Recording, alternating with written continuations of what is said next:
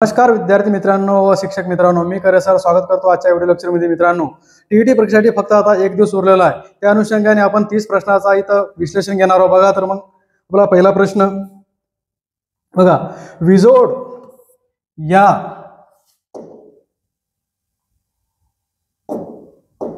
बघा विजोड शब्दजोडी ओळखा।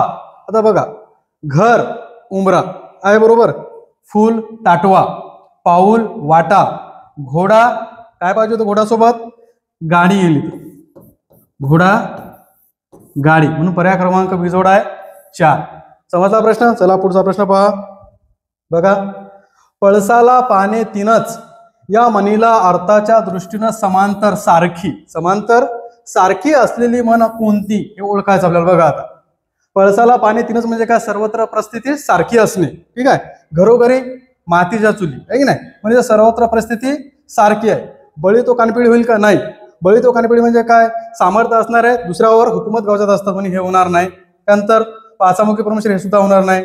चोराच्या मनात चालणे हे सुद्धा होणार नाही। याचं योग्य उत्तर आहे घरोघरी मातीच्या चुली म्हणजे काय, सर्वत्र परिस्थिती सारखी असणे, ठीक आहे। पुढचा प्रश्न पहा आता। बघा, आधी जन्मलेला या समूहदर्शक शब्दाकरिता कोणता एकच शब्द लागू होतो? बघा, आधी जन्म झालेला म्हणजेच काय, अग्रज। अनुज म्हणजे काय, नंतर जन्म झालेला, नंतर जन्मलेला अनुज। द्विज म्हणजे काय, दोनदा जन्मलेला, ज्याचा दोनदा जन्म होतो म्हणजेच काय, दात है की नाही। त्याच्यानंतर पक्षी, याला द्विज म्हणतात। त्यानंतर सूत, हा सूत आहे दीर्घ सूत म्हणजे काय होईल, याचा सूत म्हणजे धागा, हा जर सूत असा असता ह्रस्व सूत तर याचा अर्थ झाला असता मुलगा, ठीक आहे, मुलगा। समजला प्रश्न? म्हणून आधी जन्मलेला म्हणजेच कोण, अग्रज, ठीक आहे। प्रश्न कळाला? पुढचा प्रश्न बघा। एखाद्या वाक्यात बोलणारा उद्देशाविषयी जो बोलतो त्याला व्याकरणाचा काय म्हणतात, व्याकरणाच्या भाषेमध्ये काय म्हणतात, है की नाही। तर बघा, याचं उत्तर आहे विधेय। विधेय बोलत असते उद्देशाबद्दल। उद्देश म्हणजे काय, करता। उद्देश म्हणजे काय, वाक्याचा करता। आता काय विचारला, उद्देशाविषयी बोलणारा, विधेय म्हणजेच काय, क्रियापद। कोण बोलत असते, क्रियापद बोलत असते, ठीक नाही। म्हणून याचं योग्य उत्तर पर्याय क्रमांक 2 विधेय। याला व्याकरण भाषेत काय म्हणतात, विधेय, ठीक आहे। प्रश्न कळाला? पुढचा प्रश्न बघा। पहा, तुम्ही मोरवाडीला निघालात, लोक तुम्हाला चोरवाडीला पोहोचतील। वाक्याचा प्रकार ओळखायचा, ठीक आहे। बघा, संयुक्त वाक्य, केवल वाक्य, मिश्र वाक्य आणि वाक्य संश्लेषण। याचं योग्य उत्तर मित्रांनो केवल वाक्य। बघा, याच्यात कुठले शब्द आहेत का, उभयनिव्यय आहेत का जोडलेले, जेव्हा, तेव्हा, आणि, व, परंतु शिवाय काही नाही, म्हणून सरळ वाक्य आहे, म्हणून याचं योग्य उत्तर आहे केवल वाक्य, ठीक आहे। प्रश्न कळाला? चला तर मग पुढचा प्रश्न पाहू। बघा, प्रत्येक चरणात 12 अक्षरे व ये हे गण ही कोणत्या वृत्ताची लक्षणे मित्रांनो? तर बघा, याचं योग्य उत्तर आहे भुजंग प्रयास, ठीक आहे। भुजंग प्रयास याचं योग्य उत्तर आहे मित्रांनो। चला पुढचा प्रश्न बघा आता। बघा, तो म्हणाला मी येईन या वाक्यात किती विरामचिन्हे आलेले आहेत? किती विरामचिन्हे विचारले? बघा आता, किती विरामचिन्हे आहेत? हे स्वल्पविराम, हे दुहेरी अवतरण चिन्ह, त्याच्यानंतर प्रश्नचिन्ह किती आलेले? 3च आलेले, म्हणून पर्याय क्रमांक 2 याचं योग्य उत्तर मित्रांनो। चला तर मग पुढचा प्रश्न पहा। पूर्वरूप संधीचे अचूक उदाहरण कोणते? पूर्वरूप संधी म्हणजे काय, ज्याचा जो विग्रह होतो, त्याच्या विग्रह झाल्याच्या नंतर पहिला स्वर जर कायम राहत असेल तर त्याला म्हणतात पूर्वरूप संधी। बघा आता, साजेसा याची फोड कशी होईल, साजे असिक असा, ठीक आहे। दुसऱ्याच बघा, न अधिक उमजे, नंतर हातून, हात अधिक ऊन, त्यानंतर एक अधिक एक। आता संधी होताना बघा, पूर्वरूप संधी म्हणजे काय, पहिला स्वयं कायम राहिला पाहिजे, म्हणजे हा जो स्वर आहे हा कायम राहिला पाहिजे, हा जो शेवटचा अक्षर सॉरी अक्षर कायम राहिलं पाहिजे. बघा साजेसा हे जे आहे कायम राहिलं म्हणून पूर्वरूप संधीचं उदाहरण आहे साजेसा. बाकीचे पररूप संधीचे उदाहरण आहे. बघा न उमजे, बघा इथे काय होत आहे, हा ऊ कायम राहत आहे, इथं ऊन कायम राहत आहे आणि इथे एक कायम राहत आहे. म्हणून बाकीचे सर्व जे तिन्हीचे तीन उदाहरण आहेत हे पररूप संधीचे उदाहरण आहेत, पररूप. आणि हे वाला पूर्वरूप संधीचे उदाहरण. ठीक आहे, प्रश्न कळाला तर पुढचा प्रश्न बघा. पहा अवयभाव समासातील शब्द कोणता आहे की नाही. अवयभाव समासातील शब्द कोणता आहे याच्यातला, तर बघा गैरहजर हा अवयभाव समास आहे. बाकीचे तत्पुरुष समास आहे. बघा विद्याभ्यास, तोंडाने पाठ आणि नवरात्र हा द्वंद्व समास आहे. ठीक आहे, द्वंद्व समास, सॉरी द्विगु समास आहे, द्विगु. नवरात्र हा द्विगु समास आहे, विद्याभ्यास आणि हा तत्पुरुष समास आहे, तत्पुरुष समास.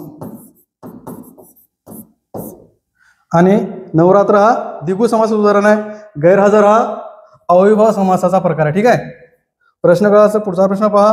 बघा छते उन्हाची घराला नांदते जीव पोळती, फुपाट्याच्या वाहना पायामधून घालती, दाह दाह त्याच्या वेदनांचे, दाह त्याच्या वेदनाचे झेलीत गेले पाहिजे. संदर्भीय काव्यपंक्तीमध्ये कोणता रस आलेला आहे. बघा पर्याय आपल्या ठिकाणी शांत रस, शृंगार रस, करुण रस आणि हास्य रस. याचे योग्य उत्तर मित्रांनो करुण रस. ज्या ठिकाणी दुःख वेदना दाखवल्या जातात त्यावेळेस याचा करुण रस हे उत्तर होते मित्रांनो. शांत रस माहित आहे आपल्याला, शांत म्हणजे या ठिकाणी अभंग वाणी वगैरे असतात याच्यामध्ये, अभंग, त्याच्यानंतर देवाचे गीत वगैरे असतात त्याच्यामध्ये. शृंगार रस आपण त्याविषयी पाहिलेला आहे, एखाद्या स्त्री आणि पुरुषाच्या मधील प्रेमाबद्दल दाखवलेला असतं त्याच्यामध्ये. हास्यरस विनोदाचा वरचा आहे, हास्यरस विनोदावरचा आहे. ठीक आहे, म्हणून याचं योग्य उत्तर आहे मित्रांनो करुण रस. ठीक आहे, याचं योग्य उत्तर आहे करुण रस. ठीक आहे, पुढचा प्रश्न बघा आता. पहा कोणत्या प्रयोग प्रकारात कर्म प्रथमांत असते आणि कर्ता व प्रथमांत कधीच नसतो. कर्ता कधीच प्रथमांत नसतो. याचं योग्य उत्तर आहे मित्रांनो कर्मणी प्रयोग. आता बघा एखादं उदाहरण बघून घेऊ आपण. रामने अभ्यास केला. बघा आता राम हा कर्ता आहे, राम काय कर्ता आणि हा कर्म आहे. आता बघा बरं हा प्रथमांत आहे का कर्ता नाही आहे. याला तृतीयाचं प्रत्यय लागलेला आहे, त्यानंतर कर्माला प्रत्यय आहे का नाही. म्हणून याचे योग्य उत्तर आहे कर्मणी प्रयोग. कोणत्या प्रयोगात कर्म प्रथमात असते आणि कर्ता प्रथमात कधीच नसतो. ठीक आहे, कर्ता कधीच प्रथमात नसतो त्यावेळेस कर्मणी प्रयोग होते. ठीक आहे, प्रश्न कळला असता पुढचा प्रश्न पहा. फकीराचे अभंग या कविता संग्रहाचे कवी कोण आहे.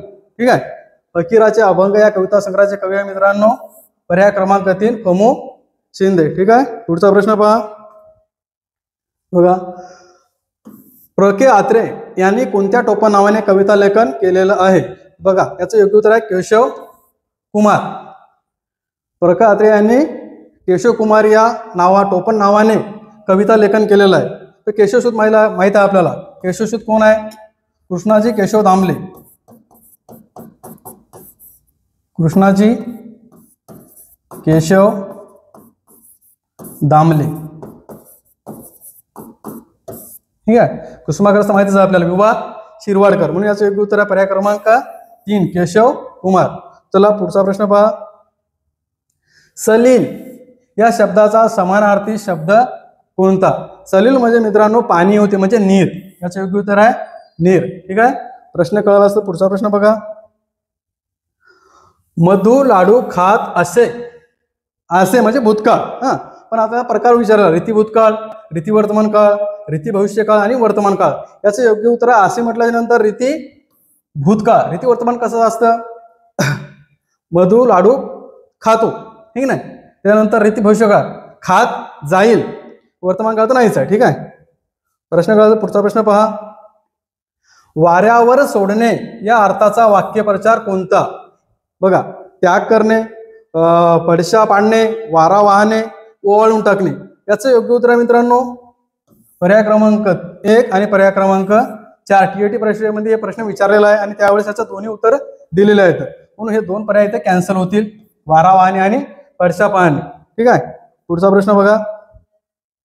लेखन नियमानुसार अचूक शब्द कोणता? बघा याचं योग्य उत्तर मित्रांनो कृतकरण लक्षात ठेवायचं, बाकी काय सांगायची गरज नाही. ठीक आहे. पुढचा प्रश्न बघा. वचनानुसार अचूक नसलेली शब्द जोडी ओळखा. नसलेली विचारली आहे. ठीक आहे. बघा भाषा, भाषा एक वचन अनेक वचन दोन्ही मध्ये सारखेच असते. सभा, सभा एक सभा अनेक सभा. भाषण, ठीक आहे, या ठिकाणी भाषणे पाहिजे होतं अनेक वचन. आपण भाषणचं भाषणे म्हणतोय की नाही. आज्ञा, आज्ञा म्हणून पर्याय क्रमांक 3 याचं योग्य उत्तर आहे मित्रांनो. ठीक आहे.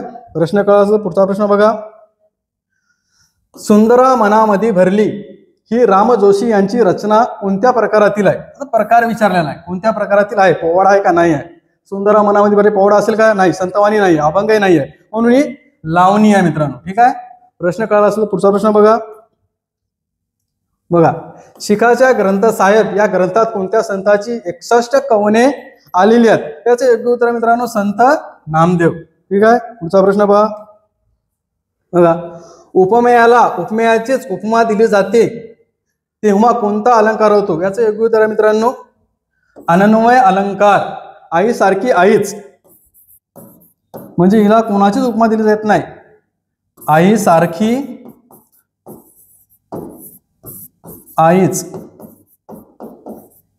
है की नाही. आईला कशाची उपमा दिली जाऊ शकत म्हणून याला अन्वय अलंकार असे म्हणतात. दृष्टांत अलंकार आपल्याला माहित आहे. दृष्टांत अलंकार म्हणजे काय? एखादी गोष्ट पटवून देण्यासाठी तसे दुसरी एखादी गोष्ट सांगितली जाते तेव्हा दृष्टांत अलंकार होतो. अतिशोक्ती काय? अतिशोक्ती म्हणजे एखादी गोष्ट फुगून सांगली जाते, आहे त्याच्यापेक्षा जास्त सांगितली जाते. आणि अनुप्रास अलंकार म्हणजे एका वाक्यामध्ये एकाच अक्षराची पुनरावृत्ती होती त्यावेळेस अनुप्रास अलंकार होतो. याचं योग्य उत्तर आहे अनन्वय अलंकार. ठीक आहे.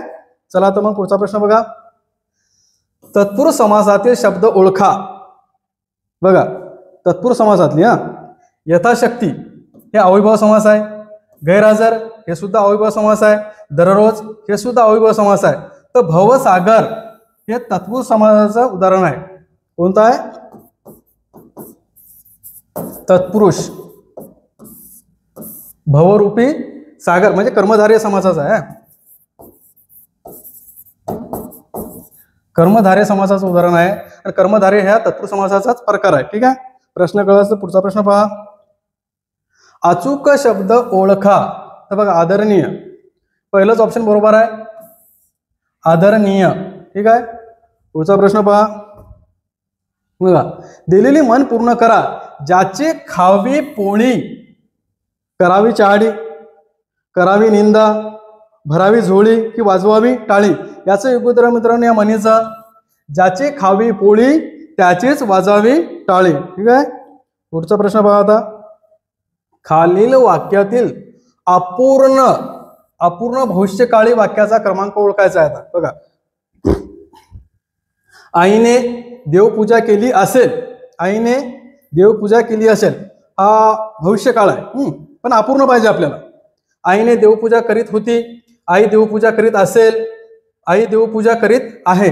तर आता अपूर्ण कोणतं होईल बघा. आता केली असेल पूर्ण आहे, हे पूर्ण होते. त्यानंतर आई देवपूजा करीत होती भूतकाळ आहे. याच्यात काय? भूतकाळ.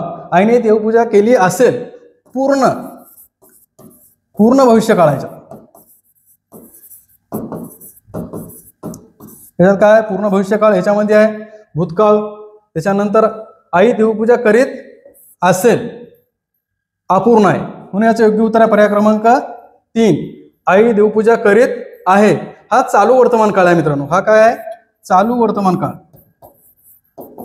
हा चालू काळ आहे, चालू वर्तमान काळ. म्हणून याचं योग्य उत्तर आहे पर्याय क्रमांक 3. आई देवपूजा करीत असेल. ठीक आहे.